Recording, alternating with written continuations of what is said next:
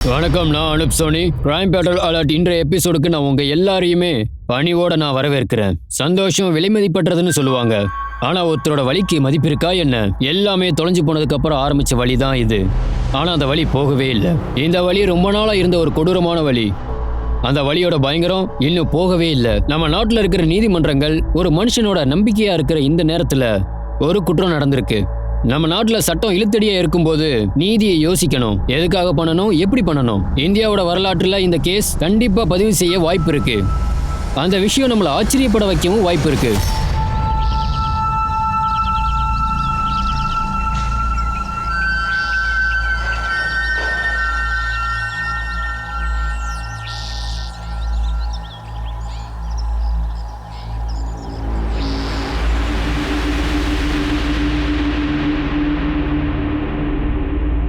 எனக்கு ஒரு நிமிஷம், நீங்க போறதுக்கு முன்னாடி சாப்பிட்டுட்டு போங்க. நீ பூஜையை எப்போ முடிச்சுட்டு எப்போ டிஃபன் பண்ணுவ? எனக்கு டைம் இப்போ 8 தானே ஆகுது. நீங்க டெய்லி 9 மணிக்கு தானே ஆஃபீஸ் போவீங்க. நான் இன்னைக்கு சீக்கிரமா போயாகணும். நீங்க சீக்கிரமா போகணுங்கிற விஷயத்த நைட்டே சொல்லிருக்கலாம்ல. தப்பு என் மேலே தான். ஆனால் நான் இப்போ போய் தான் ஆகணும். என்னை மன்னிச்சிருங்க. என்னங்க வர வர ஏன் நீங்க என்கிட்ட இப்படி நடந்துக்கிறீங்க? நான் ஏதாவது தப்பு பண்ணியிருந்தா என்கிட்ட சொல்லிருக்கலாம் இல்லையா? தப்பு என் மேலேயா இல்லை ஊ மேலேயான்னு எனக்கு தெரியாது. ஆனால் என்னங்க எல்லாம் சரியா இருக்காங்கன்னு நான் சொல்ல வரல. ஆனா உங்க வேலையில இருக்க ப்ரெஷர் எனக்கு புரியுது. அதனால தான் இந்த வேலையை ஜெய் கூட ஷேர் பண்ணி பண்ணுங்கன்னு நான் சொல்றேன். இங்க பாருங்க, நம்ம மட்டும் சொந்தமா ஒரு வீடு வாங்கிட்டோம்னா வாடகை கொடுக்கணுங்கிற அந்த அந்த அவசியமே நமக்கு இருக்காது. இதை பற்றி ஏற்கனவே நான் உங்ககிட்ட சொல்லியிருக்கேன். உன்னோட பிரச்சனையில் என்ன இன்வால்வ் பண்ண வேண்டாம். உங்க முதலாளி உங்களை திடீர்னு வேலையை விட்டு அனுப்பிட்டா நீங்க என்ன பண்ணுவீங்க? அது ரொம்ப விசித்திரமா இருக்கும் இல்லையா? பல நூற்றாண்டுகளா பெண்களை பொம்மையாவே பார்க்குற ஆம்பளைங்க கிட்ட இருந்து என்னோட புருஷன் மாதவ் டிஃப்ரெண்டா இருக்காரு அப்படின்னு தான் நான் நினச்சிக்கிட்டு இருந்தேன். இந்த பழக்கத்தை என்னால் உடைக்க முடியுமா என்ன? இந்த பழக்கத்தை உடைக்கிறதுக்கு இந்த சமூகம் எனக்கு அனுமதி தருமா?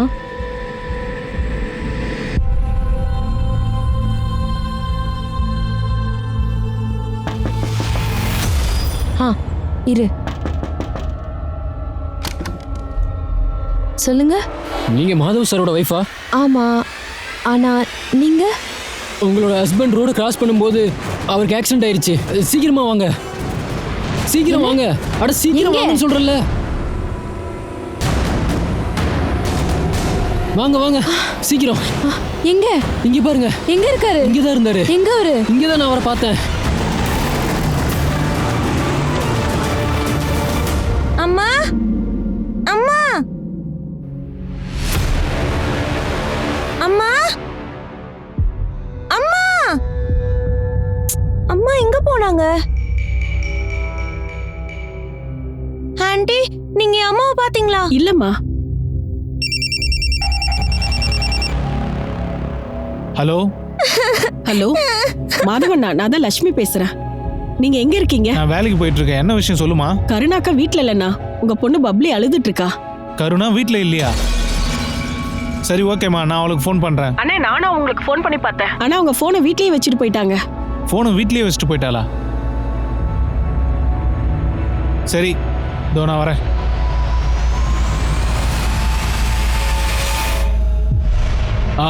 இப்படி தான். அப்படியே கொஞ்சம் கேமராவை பாருங்க. அப்படி தான். உங்கள் ஃபோட்டோவை எப்படி எடுத்திருக்கேன் பார்த்தீங்களா? இப்போ மட்டும் சோசியல் மீடியாவில் போட்டோன்னா கண்டிப்பாக ஏகப்பட்ட லைக் வரேண்ணா. இதோ இதை பாருங்களேன். இது அவ்வளோ நல்லா இல்லை.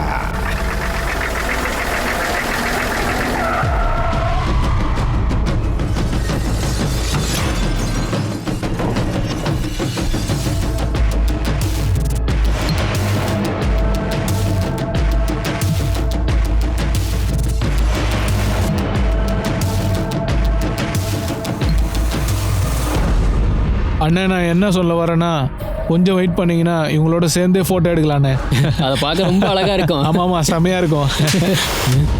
இந்த திலாவர் எப்பவுமே காலில் இருக்க ஷூவோட ஃபோட்டோ எடுக்க மாட்டான், புரிஞ்சுதா? இவன் மேலே தண்ணியை ஊற்றுங்க.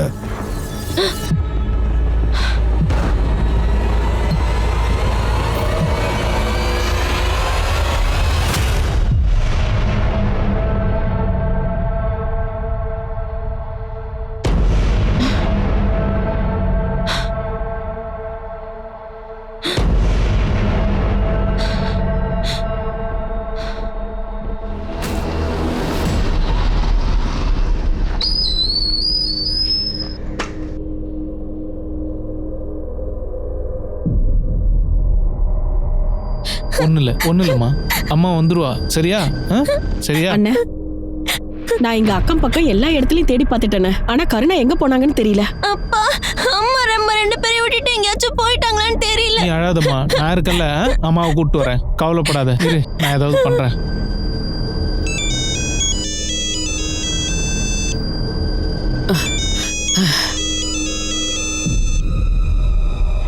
அட மாப்பிள்ள,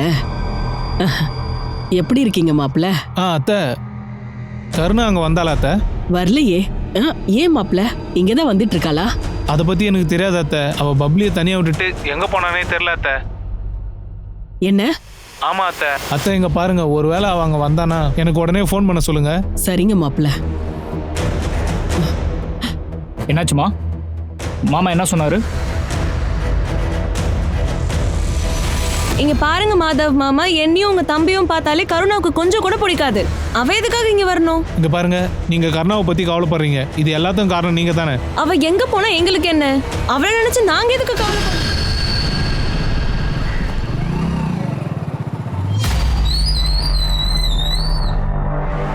சார், இவ என்னோட ஒய்ஃப் கருணா. உங்க பொண்டாட்டி எங்க போயிருப்பாங்கன்னு உங்களுக்கு ஐடியா இருக்கா என்ன? சார், நான் எங்களோட எல்லா ரிலேட்டிவ்கிட்டையும் விசாரிச்சு பார்த்துட்டேன் சார். அவங்க இல்லை. நாங்கள் 2 மாதத்துக்கு முன்னாடி தான் இந்த ஏரியாவுக்கு குடி வந்தோம் சார். கருணாவுக்கு இந்த ஏரியாவில் யாருமே தெரியாது சார். நீங்க யாரையாவது சந்தேகப்படுறீங்களா? சார், நான் இப்போ தான் உங்ககிட்ட சொன்னேன், எங்களுக்கு யாருமே தெரியாது சார். இப்போ சாயந்தரம் ஆயிடுச்சு, ஆனால் கருணா எங்கே போனானே தெரியல சார். கவலைப்படாதீங்க, அவங்க எங்கேயாவது போயிருப்பாங்க. கண்டிப்பா வந்துருவாங்க, நீங்க போலாம். சார், என்னோட ஒய்ஃப் என் பொண்ணை விட்டுட்டு அவள் எங்கேயுமே தனியாக போனது கிடையாது சார். உங்களால் எப்படி சார் அப்படி சொல்ல முடியுது? 24 மணி நேரம் வெயிட் பண்ணுங்க. அதுக்கப்புறம் அவங்க வீட்டுக்கு வரல அப்படின்னா நீங்க இங்க வாங்க, நான் கண்டிப்பா ஆக்ஷன் எடுக்கிறேன்.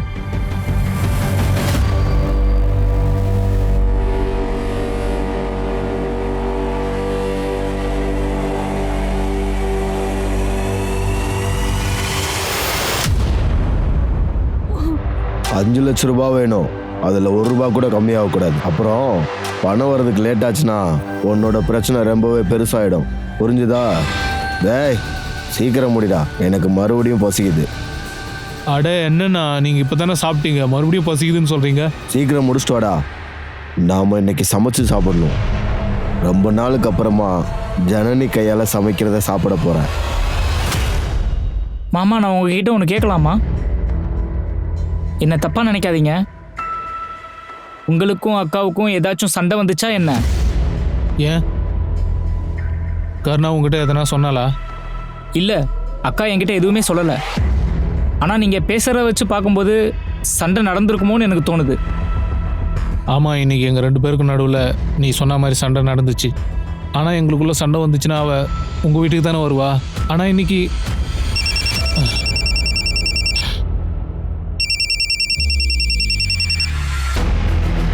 சொல்லுங்கண்ணா. மாதவ், கருணாவை பற்றி ஏதாவது தகவல் கிடைச்சதா? இல்லைண்ணா, ஒரு நாள் வெயிட் பண்ணுங்க அப்படின்னு சொல்லி போலீஸ் எங்களை திருப்பி அனுப்பிட்டாங்கண்ணா. என்ன, நீ போலீஸ் கிட்ட போனியா? ஏய், உன்னதான். இன்னைக்கு நாங்கள் முள்ளங்கி பரோட்டாவை சாப்பிட போகிறோம். உண்மையை சொல்லணும்னா இன்னைக்கு காலையிலேருந்து நாங்கள் எதுவுமே சாப்பிடாம இருக்கோம். சரி, நீ ஒரு வேலை பண்ணு, நீ ஹோட்டலுக்கு போய் சாப்பிடு. இன்னைக்கு நாங்கள் கத்திரிக்காய் பரோட்டாவும் சாப்பிட போகிறோம். ஏன் அப்படி சொல்கிற? ஏன் சொல்கிறேன்னா இது என்னோட இஷ்டம், புரியுதா? நான் சொல்கிற மாதிரி செஞ்சால் அந்த சாப்பாடு ரொம்ப டேஸ்ட்டாக இருக்கும். அதாவது உருளைக்கிழங்கு, கத்திரிக்காய், முள்ளங்கி இது எல்லாத்தையும் சேர்த்து சாப்பிட்டா சூப்பராக இருக்கும். கத்திரிக்காய், உருளைக்கிழங்கு, முள்ளங்கி போட்டு சாம்பார் வச்சுல, அது நல்லா இருந்துச்சு. எனக்கு அந்த ரெசிபியை சொல்லி தரியா? இன்னைக்கு நமக்கு சைவ சாப்பாடு கிடையாது. இன்னைக்கு நமக்கு பண்டிகை. சிக்கன் சாப்பிட போறோம். அண்ணா, ரொம்ப ரொம்ப சூப்பர்ண்ணே. வாண வந்து சிக்கனை கொடுண்ணே. இதை செய். சி, நான் இதை செய்ய மாட்டேன். நாங்க சைவ சாப்பாடு சாப்பிடுறவங்க, என்னால முடியாது. எனக்கு நல்லாவே புரியுது. ஆனா என்ன பண்றது, நாங்க எல்லாரும் ரவுடிங்க. நீ வந்து எங்க கிட்ட மாட்டிக்கிட்ட. தயவு செஞ்சு நாங்க சொல்றத மட்டும் பண்ணு. வணக்கம். நான் அப்புறமா கூப்பிட்றேன். சார் வாங்க சார், வணக்கம், உட்காருங்க. எப்படி இருக்கீங்க? நான் ரொம்ப நல்லா இருக்கேன். இங்கே பாருங்க, உங்கள் படைப்பு ரொம்ப பிரமாதமாக இருக்கு. எனக்கு உங்களோட வேலை ரொம்பவே பிடிச்சிருக்கு. ஆனால் என்னோட புக்கை பிரிண்ட் பண்ண தயாராக இருக்கீங்களா? கண்டிப்பா. ஆனால் அதோட ஃபர்ஸ்ட் எடிஷனுக்கு $10 லட்சம் செலவு பண்ண நீங்கள் தயாரா? ஆனால் பப்ளிஷர் நீங்கள் தானே? புக்ஸை பிரிண்ட் பண்ண நீங்கள் தானே காசு கொடுக்கணும். ஆனால் நீங்கள் என்கிட்ட பணம் கேட்குறீங்க. இங்கே பாருங்கள், மார்க்கெட்டை பொறுத்தவரை நீங்கள் யாருனே தெரியாது. ஆனால் நீங்கள் ரொம்ப நல்லவர்னு எனக்கு தெரியும். ஒருவேளை ஒரு புக்கு கூட விற்கலன்னா நான் என்ன பண்ணுறது? நீங்கள் ஃபேமஸ் ஆகணும், அதுக்காக நீங்கள் தானே செலவு பண்ணி ஆகணும்.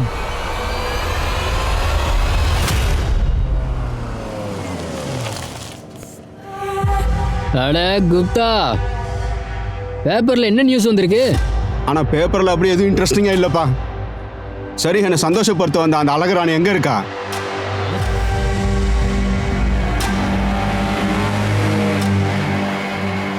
வா, சீக்கிரம் வா.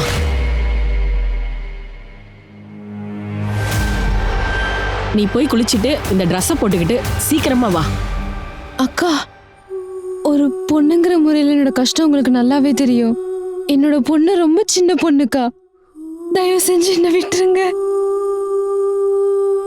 எனக்கு சாப்பாடு எதுவுமே வேணாம் பாட்டி. என் அம்மா வந்துடுவாங்க அப்படின்னு அப்பா ரொம்ப நாளா சொல்லிட்டு இருக்காங்க.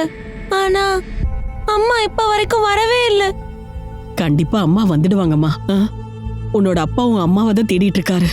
கண்டிப்பா வந்துடுவா. நீ இத சாப்பிடு.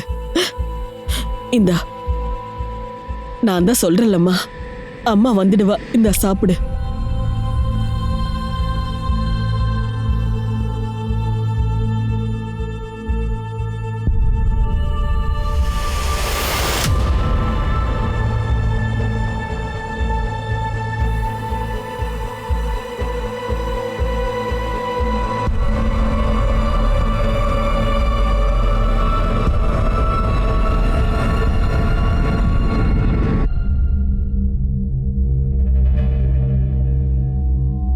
இந்தாங்க தண்ணி குடிங்க.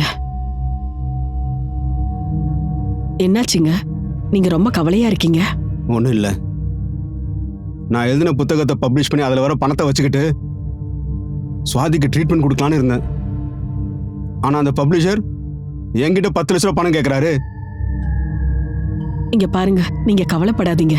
அந்த கடவுள் கண்டிப்பா ஹெல்ப் பண்ணுவாரு. சரி, சுவாதி எங்கம்மா?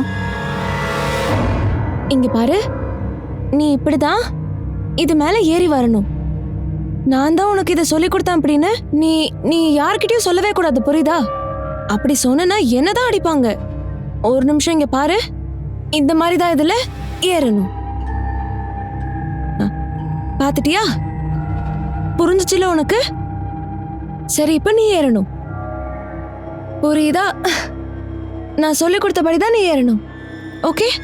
ஆனா நீ இத பத்தி யார்கிட்டயும் சொல்லவே கூடாது.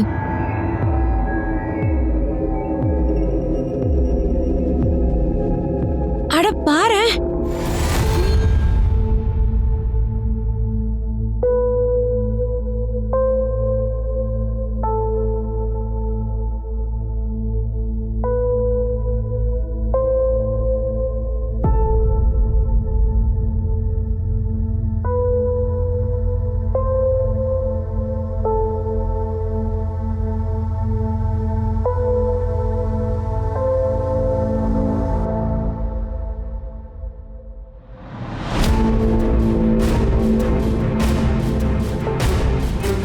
இவங்க உங்களோட ஒய்ஃபா? ஆமாம், என்னோட ஒய்ஃப் தான். நீங்கள் இவ்வளோ பார்த்துருக்கீங்களா? ஆமாம், கொஞ்ச நாளைக்கு முன்னாடி இவங்க 2 பேர் கூட காரில் போகிறத பார்த்தேன். யார் அந்த ஆளுங்க? அவங்க ரொம்பவே டேஞ்சரான ஆளுங்க. அவங்க கையில் துப்பாக்கி இருந்ததையும் நான் பார்த்தேன். அவங்க என் ஒய்ஃபை கடத்திட்டு போயிருக்காங்க. நீங்கள் போலீஸ்கிட்ட ஏன் சொல்லலை? இங்கே பாருங்க, போலீஸால் அவங்களை எதுவுமே பண்ண முடியாது. அவங்க திலாவர் கேங்கை சேர்ந்தவங்க. நீங்கள் சொல்கிற கேங் இங்கே இருக்க வாய்ப்பே இல்லை. ஏன்னா லா அண்ட் ஆர்டர் இங்கே ஸ்ட்ராங்காக. என்ன பலமாக இருக்கு? என் ஒய்ஃபை கடத்திட்டு போயிருக்காங்கன்னு சொல்கிறேன், நீங்கள் என்னடானா அலட்சியமாக பதில் சொல்கிறீங்க. பாருங்க, அந்த கேங் வேற ஏரியால இருந்து தான் இங்கே வந்திருக்கணும். நாங்கள் கண்டுபிடிக்கிறோம், சரியா? சரிங்க சார், சீக்கிரமாக கண்டுபிடிங்க சார். நான் சொல்கிறத கவனமாக கேளுங்க. நம்ம ஆயுதங்களை எடுத்துக்கிட்டு நம்ம இந்த ரூட்டில் தான் போகணும். எந்த பிரச்சனையும் இல்லாமல் சரக்கு குப்தா கிட்ட ஒப்படைக்கணும். சார், இவங்க என்னோட மாமா சுரேந்தர், இவங்க எங்கள் அக்கா மகினி, இது அவங்க பொண்ணு சுவாதி. அவங்க கணேஷ்புராவில் குடியிருக்காங்க. சார், இவங்க ஃபோன் ரொம்ப நாளாக ஆஃபில் இருக்கு. நான் சந்தேகப்பட்டு அவங்க வீட்டுக்கு போய் பார்த்தேன். ஆனால் அவங்க வீடு பூட்டி இருந்துச்சு சார்.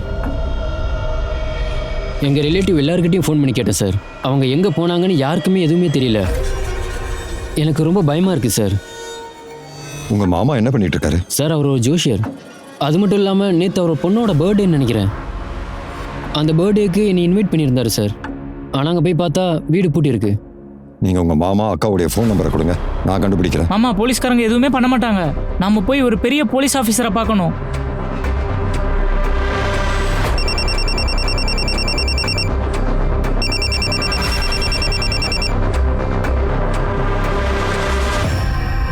ஹலோ, உங்களோட ஒய்ஃபை தானே அந்த திலாவோட ஆளுங்க கடத்திட்டு போயிருக்காங்க. நீங்க யாரு? நான் ஒரு சமூக சேவகன். நான் உங்களுக்கு ஹெல்ப் பண்ணணும்னு நினைக்கிறேன். ஆமா, என் நம்பர் உங்களுக்கு எப்படி கிடைச்சது? உங்கள் நம்பரை நீங்கள் யார்கிட்டயோ கொடுத்துருந்தீங்க, அப்படி தான் எனக்கும் கிடைச்சது. சரி, நான் இப்போ விஷயத்துக்கு வரேன். இந்த விஷயத்தில் போலீஸ் இன்வால்வ் ஆகாமல் பார்த்துக்கிட்டிங்கன்னா கண்டிப்பாக என்னால் உங்களுக்கு ஹெல்ப் பண்ண முடியும். நீங்க என்ன சொல்ல வரீங்கன்னு சத்தியமா எனக்கு புரியல. எனக்கு அந்த ஆளுங்களை பற்றி நல்லாவே தெரியும். உங்கள் ஒய்ஃபுக்கான விலை என்னன்னு கேட்பேன். விலையா? அவங்கள கூப்பிட்டுட்டு வர்றதுக்கு. இங்கே பாருங்கள், நீங்கள் உடனே 2 லட்ச ரூபா பணம் ரெடி பண்ணுங்க. ஏன்னா அவங்க அக்யூஸ்டுங்க. 2 லட்ச ரூபாய் என்னால் எப்படி ரெடி பண்ண முடியும்? என்கிட்ட அவ்வளோ பணம் இல்லை. சரி, ஒரு வேலை பண்ணுங்க. இப்போதைக்கு 50,000 ரூபா மட்டும் கொடுங்க. நான் வேலையை ஆரம்பித்தோன்னே கொஞ்சம் கொஞ்சமாக என் அக்கௌண்ட்டில் போட்டு விடுங்க.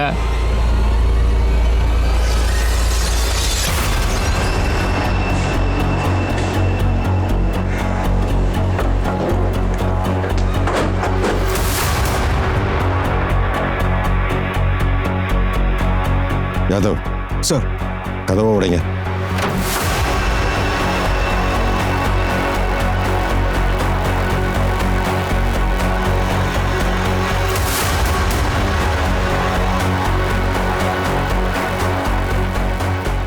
சார், இந்த வீட்டை சந்தேகப்படுற மாதிரி எதுவுமே கண்டுபிடிக்க முடியல சார். இல்லை யாதவ், எனக்கு சந்தேகமாக தான் இருக்கு. இந்த வீட்டுக்குள்ள ஸ்மெல் வர மாதிரி உங்களுக்கு தெரியல?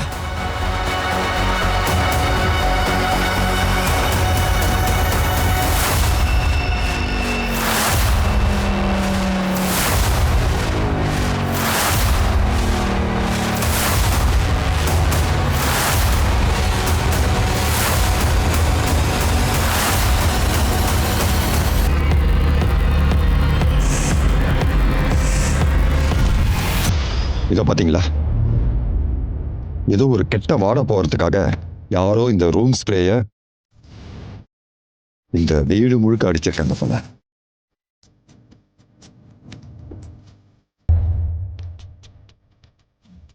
கெட்ட வாடை அடிக்குது.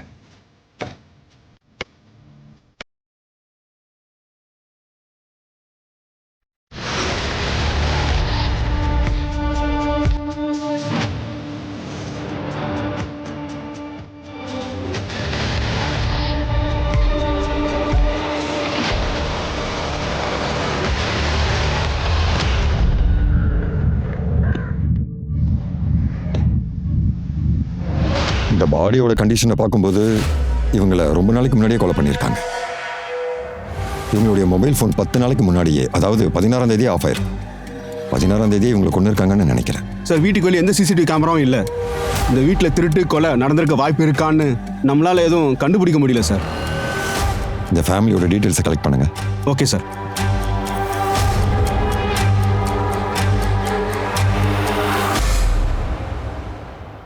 ஜதின், இதை யார் பண்ணியிருந்தாலும் சரி, அவங்க சட்டத்திலிருந்து தப்பிக்கவே முடியாது.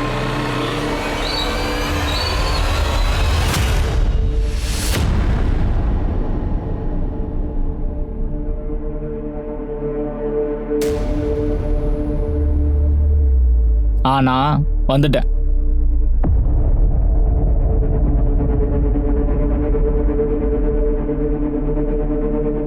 $40,000 தான் இருக்கு. இதுலயே 10,000 ரூபாய் கம்மியா இருக்கு. என்னால் முடிஞ்ச வரைக்கும் நான் ரெடி பண்ணி கொண்டு வந்திருக்கேன். இங்கே பாருங்க, நீங்கள் என் ஒய்ஃபை பார்த்தீங்களா? அவ நல்லா இருக்காளா? நான் இன்னும் பார்க்கவே இல்லை. இப்போதான் பணம் வாங்கிட்டேன்ல, இதுக்கப்புறம் நான் உங்ககிட்ட பேசிக்கிறேன். என் ஒய்ஃபோட ஃபோட்டோ வீடியோ ஏதாவது இருக்கா? அவள் எப்படி இருக்கான்னு தெரிஞ்சுக்க தான் கேட்குறேன். நீங்கள் எதுக்கும் கவலைப்படாதீங்க. நீங்கள் பேலன்ஸ் 1,60,000 ரெடி பண்ணுங்க. நான் உங்களை கூப்பிட்டுட்டு வரேன். ஆனால் அது அவள் எப்படி இருக்கான்னு நான் தெரிஞ்சுக்கணும்ல. கவலைப்பட வேணான்னு சொல்கிறேன்ல. அட, என்கிட்ட ஒரு ஃபோட்டோவாவது காட்டுங்களா? கண்டிப்பாக காட்டுறேன், கவலைப்படாதீங்க.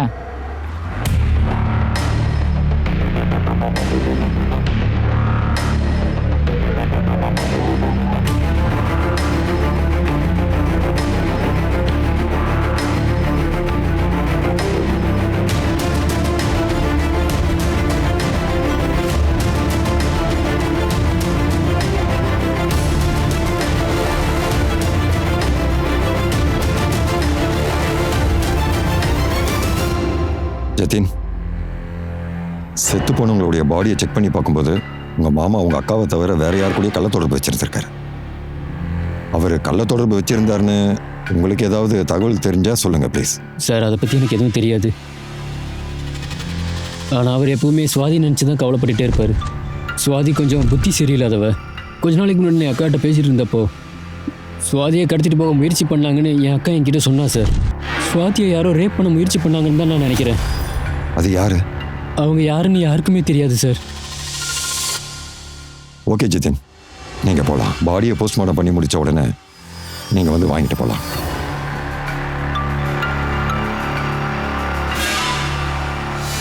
யாதவ் சார், சுவாதி படித்த ஸ்கூல் அந்த ஏரியாவில் தான் இருக்கு. சுவாதியை யார் ஃபாலோ பண்ணாங்கன்னு கொஞ்சம் விசாரிங்க. இந்த கொலைக்கான நோக்கம் கண்டிப்பாக இதோட சம்மந்தப்பட்டிருக்கலாம். Okay sir. ஏம்மா சமையல்காரம்மா, சாப்பாடு எப்போ ரெடி ஆகும்? உனக்கு காது கேட்காதுன்னு நினைக்கிறேன். ஏய், நான் உன்கிட்ட தான் கேட்குறேன். எனக்கு நல்லாவே கேட்குது. கொஞ்சம் டைம் ஆகும். நான் ஒன்றும் மிஷின் இல்லை. பாத்திரங்களை அப்படியே விட்டு போகட்டுமா என்ன? மாமா, அந்த ஃபெரூஸ் நம்மக்கிட்ட பணத்தை வாங்கிட்டு ஏமாத்திட்டான். இப்போ வரையும் அந்த ஃபோன் சுவிட்ச் ஆஃப் தான் வருது.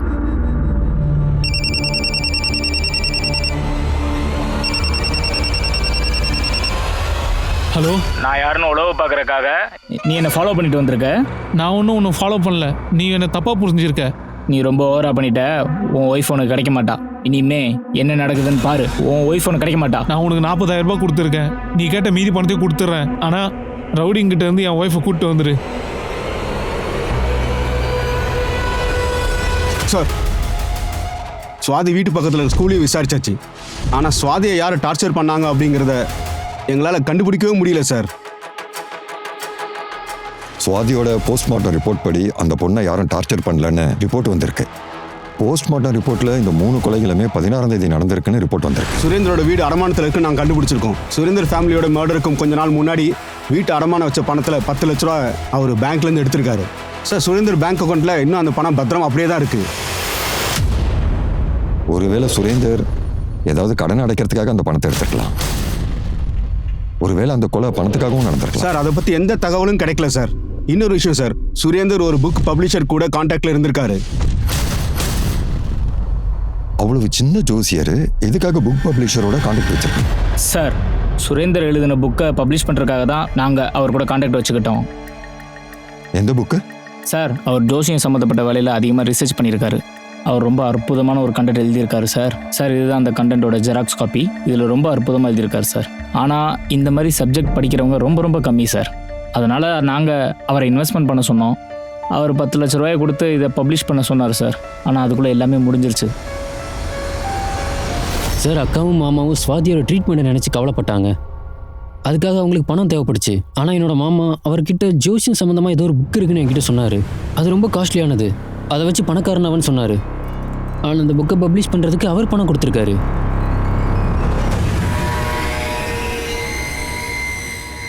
இந்த கண்டென்ட் ரொம்ப அற்புதமாக இருக்கே. இதோட ஒரிஜினலை செக் பண்ணி பார்க்கலாம். உடனே சுரேந்தரோட வீட்டுக்கு போகணும்.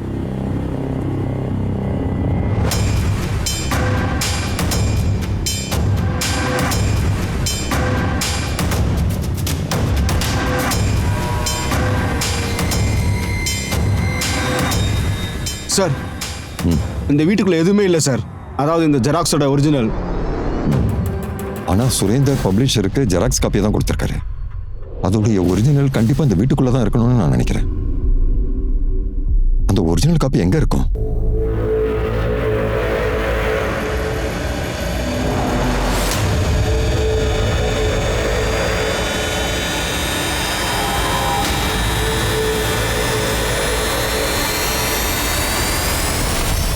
போகுது.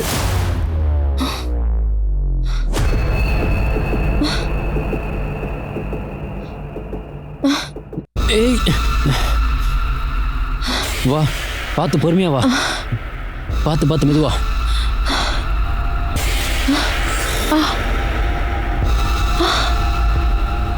அப்படியே உட்காரு.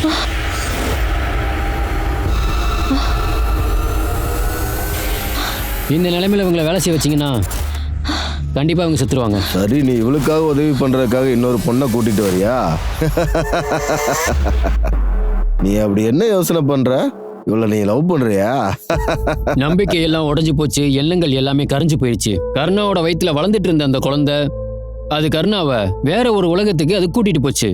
சன்னியாசிங்க கற்பனையில என்ன பண்ணுவாங்கன்ற கதையை அந்த குழந்தை எழுத ஆரம்பிச்சது. ஆனா அந்த செய்தி உண்மைங்கிறத யாருமே நம்பவே இல்லை.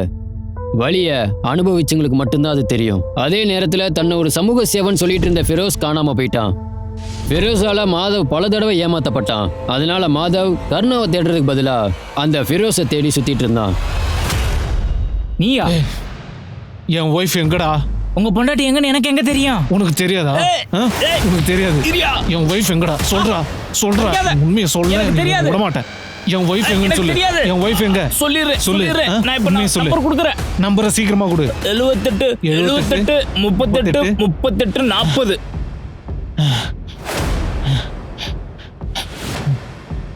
டேய், இந்த நம்பர் சுவிட்ச் ஆஃப் பண்ணுது. வேற நம்பர் கொடு. இந்த நம்பர் தான் அவர்கிட்ட இருக்கிற நம்பர். சொல்றா. என்கிட்ட இந்த நம்பர் தவிர வேற நம்பர் இல்ல.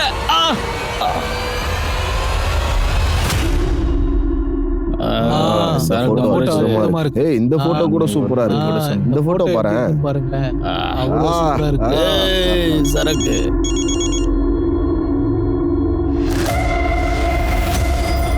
திலாவர் அண்ணன், என்னோட பேர் மாதவ். யார் நீங்க? நீங்க என் ஒய்ஃபை 7 மாசத்துக்கு முன்னாடி கடத்திட்டு போயிட்டீங்க. என் ஒய்ஃபை திரும்ப அனுப்பிடுங்க அப்படின்னு உங்ககிட்ட கெஞ்சி கேட்டுக்கிறேண்ணே. என்னோட நம்பர் உனக்கு யார் கொடுத்தது? கூட போலீஸ் இருக்காங்களா? அப்படிலாம் இல்லைண்ணே. நான் இந்த விஷயத்தில் போலீஸை இன்வால்வ் பண்ண விரும்பல. நாம ஒன்று பண்ணலாம். நாம 2 பேரும் சமரசம் பண்ணிக்கலாம். சமரசம் பண்ணணுமா? இந்த திலாவர் யாருக்கும் பயப்படாதவன்னு போலீஸ் உன் பக்கத்துல இருந்தா அவங்க கிட்ட சொல்லு. நான் ஒரு அப்பாவின்னு எனக்கு கருணை காட்டுங்க. சரி, கருணை காட்டுறேன். ஒரு 5 லட்சம் கொடுத்துட்டு உன் ஒய்ஃபை கூட்டிட்டு போ. இன்னொரு விஷயம், நான் கேட்ட பணத்தை நீ ரெடி பண்ணதும் எனக்கு கால் பண்ணி இன்ஃபார்ம் பண்ணு. ஹலோ, ஒரு நிமிஷம். சார், சுரேந்தரோட கான்டாக்ட் லிஸ்ட்ல ஹரிஷ்னு ஒருத்தர் பேர் இருக்கு சார். இந்த ஹரிஷ் சுரேந்தர் வீட்டுக்கு 6 மாசமா வந்துட்டு போயிட்டு இருக்காரு. அப்புறம் இந்த ஹரிஷும் ஒரு ஜோசியர் தான். ஜோசியத்தை பத்தி 6 மாசமா இவங்க 2 பேரும் பேசிட்டு இருந்திருக்காங்க. ஆனா அவங்க 2 பேரும் இப்ப கான்டாக்ட்ல இல்ல சார். அன்னைக்கு மர்டர் நடந்தப்போ இந்த ஹரிஷோட ஃபோன் லொகேஷன் சுரேந்தர் வீட்டு பக்கத்துல இருந்திருக்கு. வேற ஏதாவது? சார், நம்ம அந்த பப்ளிஷரை பார்க்க போகும்போது இந்த ஆளோட ஃபோன் சுவிட்ச் ஆஃப்னு வந்துச்சு. நாங்க இவன் வீட்டுக்கும் போய் பார்த்தோம். ஆனா வீடு பூட்டி இருக்கு. ஒருவேளை ஹரிஷுக்கும் அந்த பப்ளிஷருக்கும் ஏதாவது கனெக்ஷன் இருக்குமா?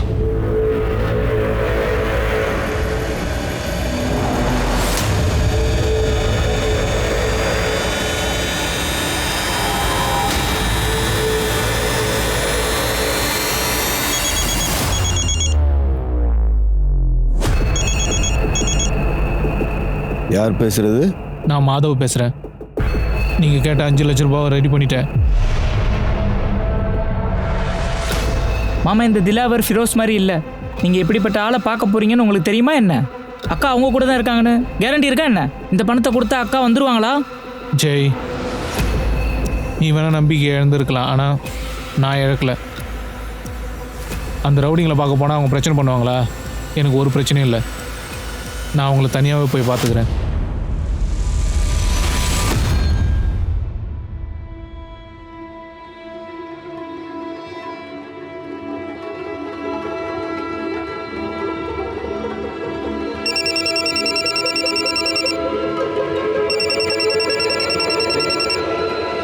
திலவரண்ணே, நீங்கள் சொன்ன இடத்துக்கு நான் வந்துட்டேண்ணே. அங்கே பணத்தை வச்சுட்டு நீ போயிட்டே இரு. உன் பொண்டாட்டி உன்கிட்ட வந்துடுவா. முடியாது.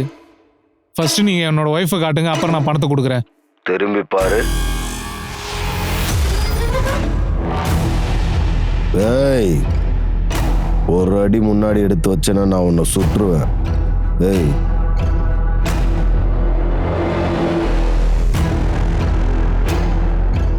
பார்த்துட்டேல, பேக்கு கீழே வை.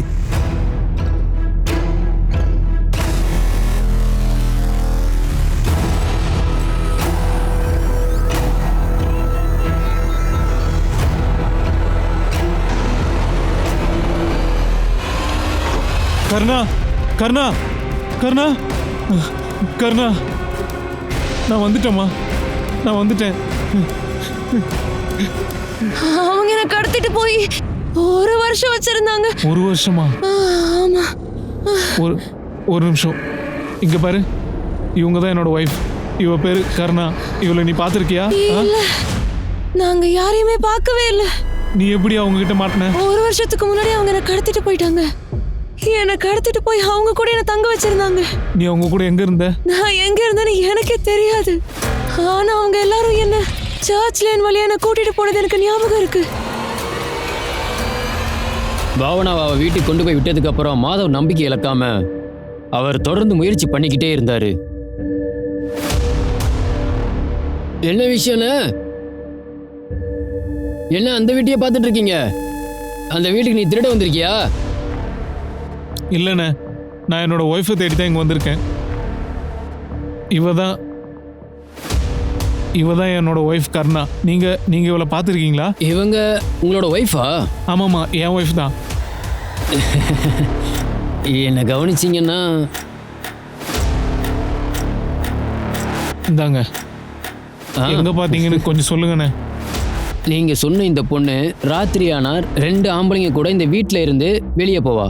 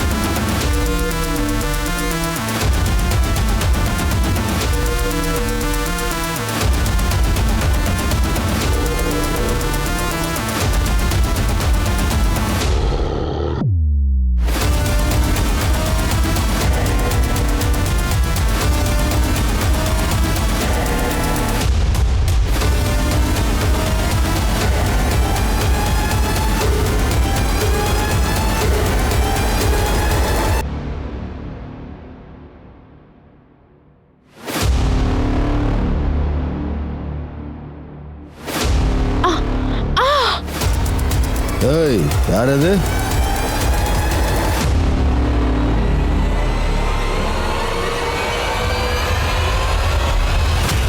ஏய், டேய் எந்திரிங்கடா. டேய், அந்த பொண்ணு எங்கடா போனா? ஏய், அந்த பொண்ணு எங்க போனான்னு தெரியல. எந்திரிங்கடா. ஏய், போய் தேடுங்க.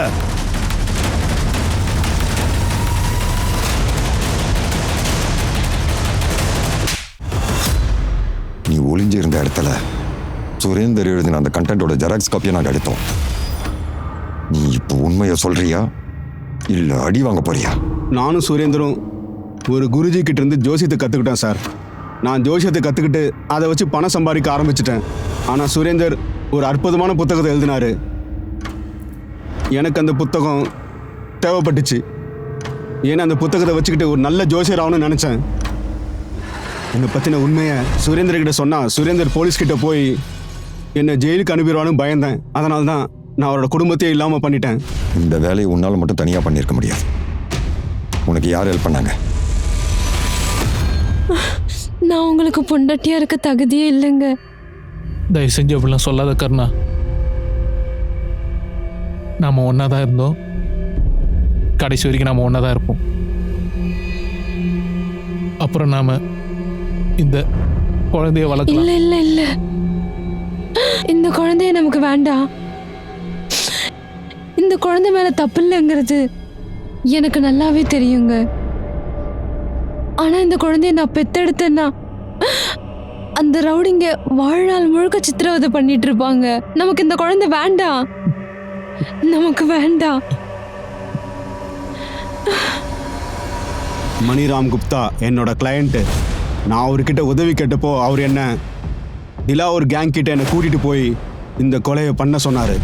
நான் திலாவூருக்கு அதுக்கான பணத்தை கொடுத்தேன். அவங்க சுரேந்தர் குடும்பத்தையே கொண்டுட்டாங்க.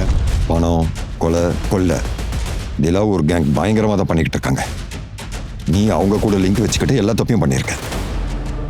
நான் உங்ககிட்ட சீரியஸாக கேட்குறேன். திலாவூர் கேங் இப்போ எங்கே இருப்பாங்க?